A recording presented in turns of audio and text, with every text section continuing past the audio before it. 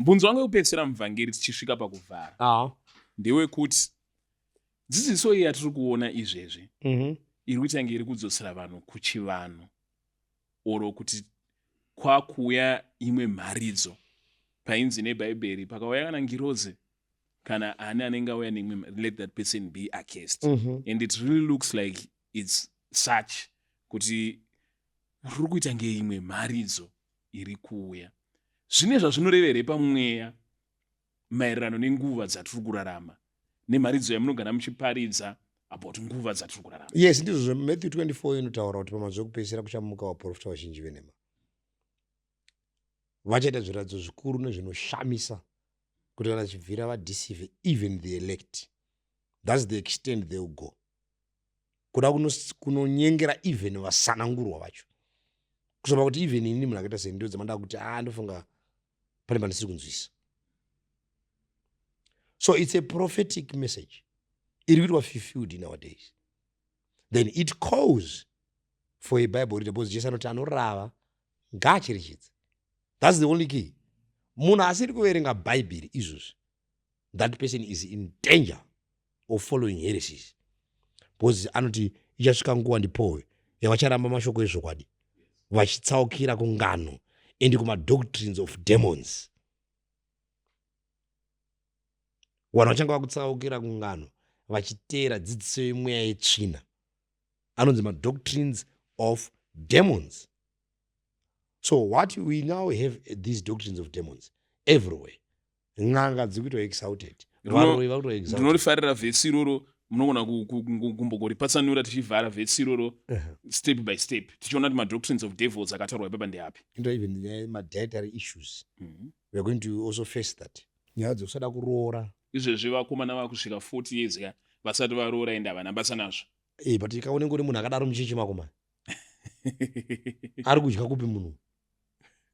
Vanenge akatsanya kamubhangeri. But mitsacho tinopedza vanhu mitsanya kuti mafasting days anoperera. People are getting into doctrines of demons and we are in trouble because of that. Dambudziko rimwe rikuita generation ine vana vasina a ear that want to listen to truth. But truth is not against anyone, but against error. And we know the nature of truth, whenever truth is preached, it is violently opposed. So it takes courage to preach it. But at last, the truth will be always accepted because it is self-evident. Pakupedzisira vanhu vanozvitaura but papa itaurwa chokwadi baibai. Inaro zvedu. But baibai chokwadi baibai. Unofungisa kuchikoro naneshamwari yangu yanzi Fenwick maiti kana muchitsurana muri pavanhu.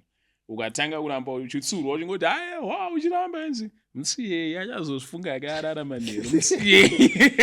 Ndo zvinoita chokwadi. Wana vanozoti wabva pawo kuita namati but apana munhu arwa chokwadi baibai. Taita idu naro but chokwadi.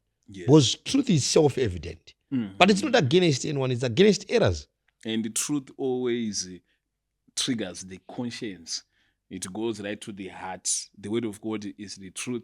And shoko ramwari rinopatsanura kusvika to the dividing of soul and chakaramba. Yes. And so the Bible is right, we shall reap what we sow.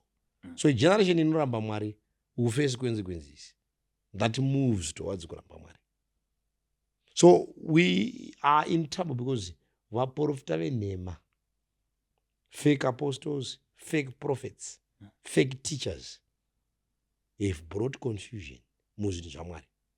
There must be a voice that stands, a voice of stern rebuke, a voice that stands like John the Baptist and say, nzira dzese dzakabhenda dzakufanira kuswatanidzwa, makomba ese akufanira kufusirwa. Ndozvikutodiwa izvozvo so that people are also prepared for the end of the world that is coming.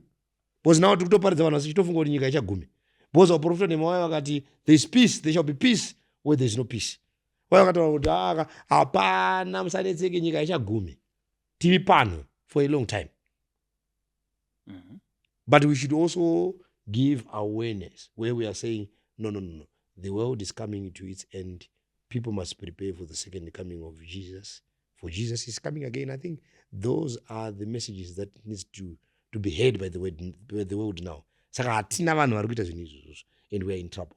Because sangone vanhu vari kungotaura zve earthly prosperity and earthly materials.